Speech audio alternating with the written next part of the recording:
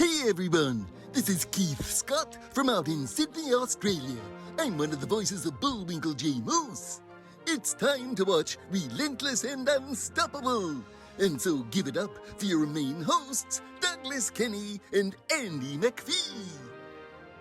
Hey everybody, this is Doug Kenny and welcome to Relentless and Unstoppable. We have another amazing guest coming on the channel today, so please hit like and subscribe.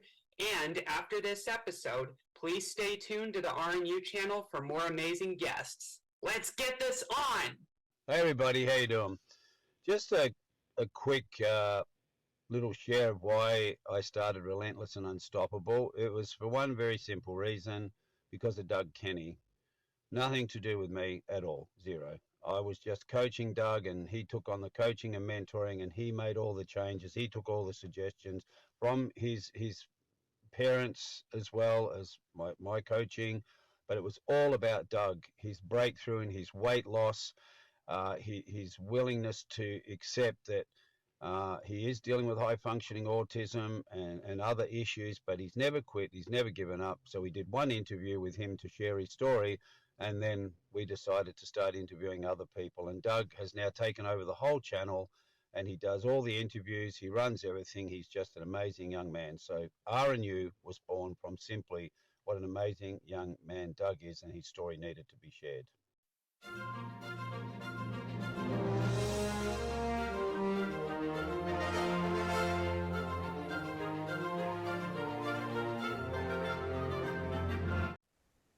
Good way to look at it. Didn't you write the Homeward Bound Incredible Journey movie too? I did, yeah. I love that movie. That's the only movie I wrote that makes me cry every time I see it. What was your role in that movie like?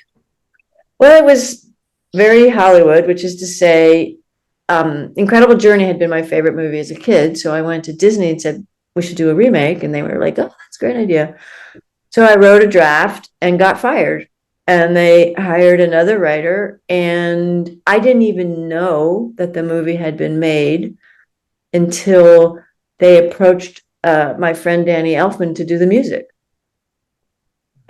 So then I learned the movie had been made, and then they rehired me to write the voiceover. And I got fired 4 more times after doing that. It was just a crazy journey. The voiceover is mine. They just kept rehiring me because the next writers would go like, what she wrote is great. Just get away from me, you know? So, anyway, but I love that movie. I think Dwayne Dunham, who had been a David Lynch's editor, which is hilarious, to try to put like David Lynch and Homeward Bound in one pocket. But I thought Dwayne did a fabulous job. Yeah, I think you did too. Did you meet Johnny Depp when you were part of Edward Scissorhands? Oh, of course I did. Yeah, so again, not knowing it was my first movie set, I didn't know it. I didn't know that the writer wasn't supposed to talk to the actors, but both Johnny Depp and Alan Arkin approached me and said, I don't understand my character. Could you talk to me about it a little bit? So I said to Johnny, well, you're based on my favorite dog I ever had. And she was so present and alert that if she'd had the, physical ability, she would have talked. That's who Edward is. And Alan Arkin, I said, oh, you're based on my dad, who said like really ludicrous things as if they were the most important thing in the world. Like, Jim, you can't buy a car with cookies. so yeah, and Johnny and I was honored to be given as the first woman to be given the, what's it called? It's sitting right here. It's the Distinguished Screenwriters Award from the Austin Film Festival in 2011. And Johnny came and presented it to me, which I thought was really, really cool. Yeah, did you hear he's making a comeback recently? Oh yeah, of course. All that legend, yeah. It made me upset. I didn't know what to think. I mean, he's always been a really kind and sweet person to me, but celebrity is a horrible thing to try to get around as a human. Yeah, I'm glad he's making a comeback, though. That was a very trying time for him, for sure. And I don't know if I'd be able to go through that kind of stuff, but he got through it, so that's what matters. Yes, indeed. Indeed. Yeah. Yeah, So I've what are your always hopes? looked up. Oh, what was that, Brendan? Sorry, I've always looked up to Johnny as an actor. Yeah, it's Yeah. been my yeah, Yeah. yeah, it's awesome, Well, awesome guy too. Yeah, what's interesting about him as an actor from my perspective is that he's not really a leading man. He's a great character actor. yeah, And I mean, that's sort of an interesting take on Johnny Depp because I don't think very many people feel that way about him, but he's a brilliant character actor. He really is. Yeah, he definitely is. So, how did the film get wrapped up for Black Beauty? Well, we had a very, very, very successful preview, and then we got released against Lion King, Forrest Gump. I mean, they put us like they just sort of dropped us into like the most difficult summer of all time. So it didn't really do the business that we had thought it would do when it was released. But I encounter lots of people over the years who love the film, and it eventually did good business. But things take time sometimes, and it was a real joy. I was exhausted. My adrenals were shot by the end. I think I weighed 100 pounds by the time I was done. I was, it was a really, really challenging thing, but we had fun in post. We went to a horse ranch and recorded all the horses there doing various neighs, and we compiled what I think is the best horse sound library and that was ever in Hollywood, and they still use it today.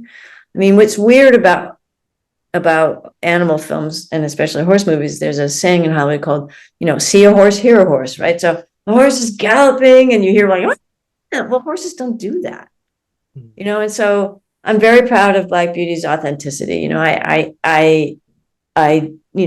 did stuff that was horsey, not was, pretend horsey. Yeah. Did the film get received very well by the audience? Well, it depends on what audience you were sitting with, I guess. But yeah, I mean, the previews were amazing. The kids they just totally ate it up. It was a lovely experience. And my mother used to go to the same checkout guy at the local Giant Foods in Maryland where she lived. And his daughter would go and watch Black Beauty every afternoon in the basement of their house and cry. I don't know. Is that good? I thought it was good. Yeah. Fire away, Brendan. I also love the Addams Family. The two movies in the 90s. They were amazing, hilarious too. Yeah, that was like working on those. Well, that was a difficult one.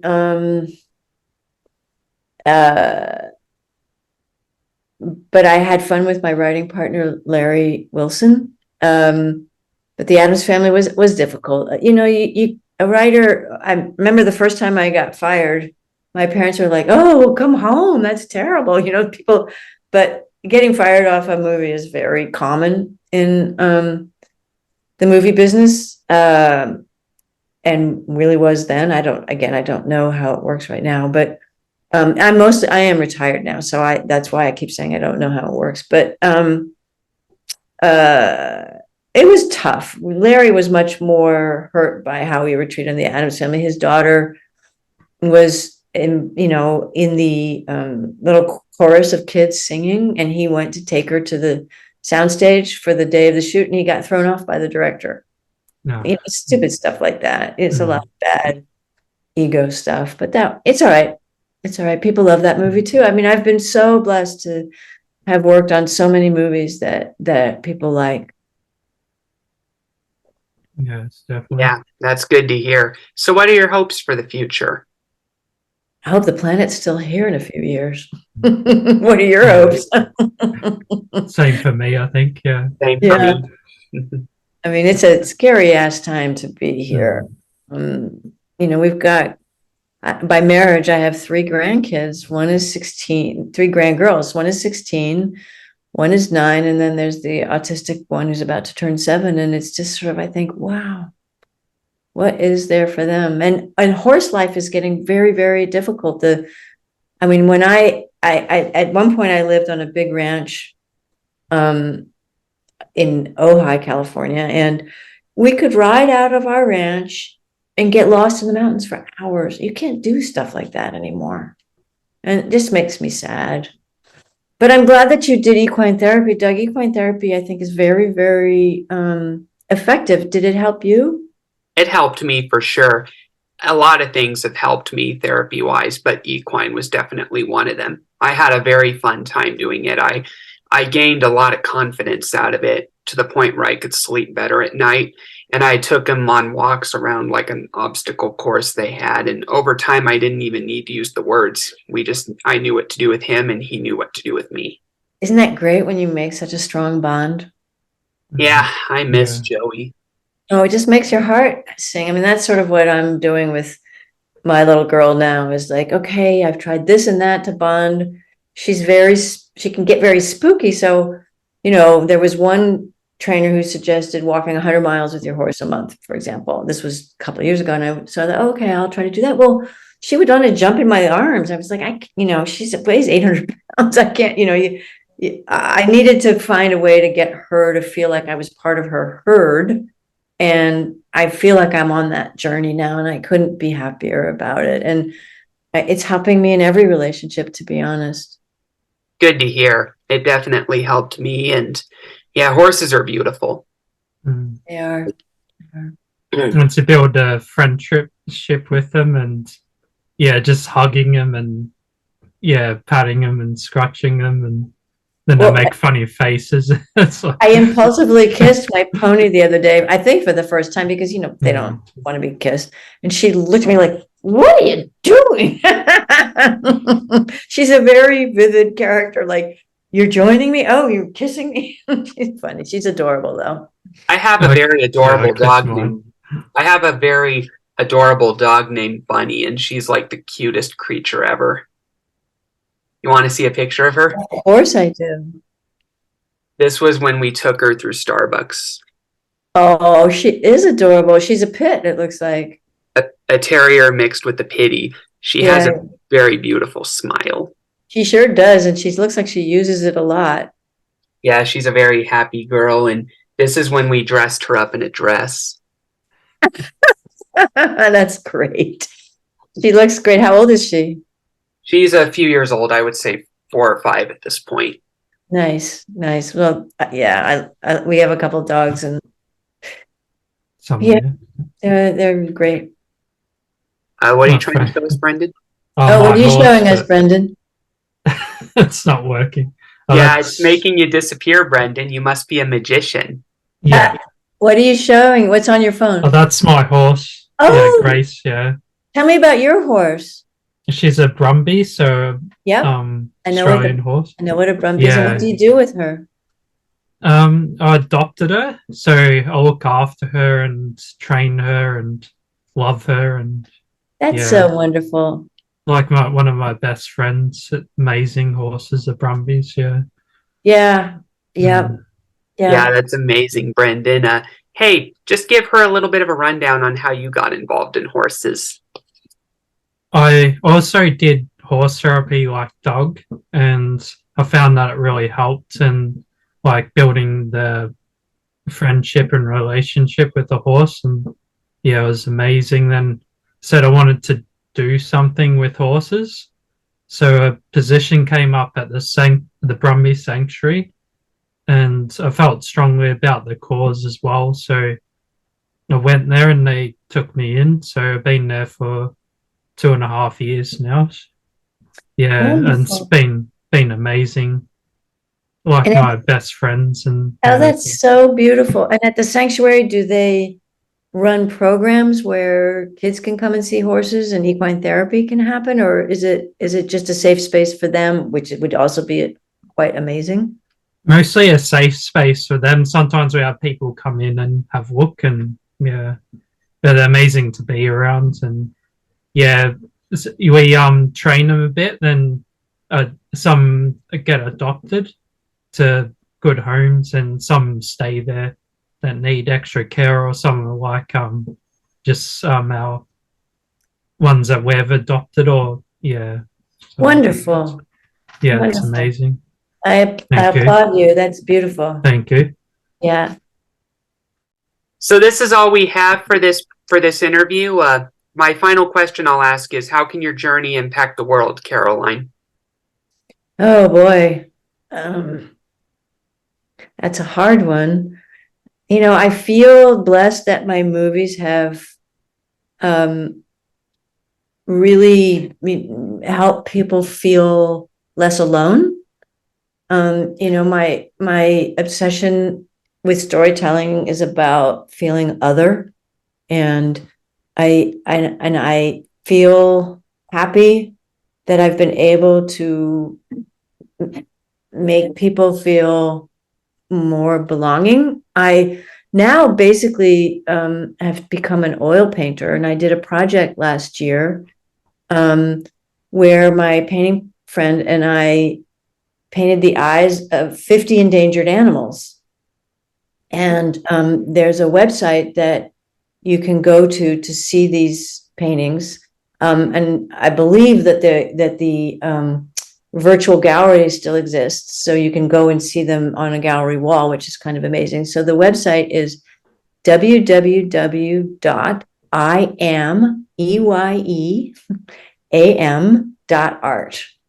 That's www.iam.art. And I am launching an educational project based on that, where I'm hoping to engage kids of all ages in understanding that we have choices to make. I'm hoping those choices aren't too late to make, but we can still do everything we can to honor the beings on the planet, ourselves, and all the beings we're surrounded by. So, you know, that's really the work I do now, is like writing a kid's book to go with the project about what it feels like to be one of these, you know, what's it feel like to be a turtle? You know, what's it feel like?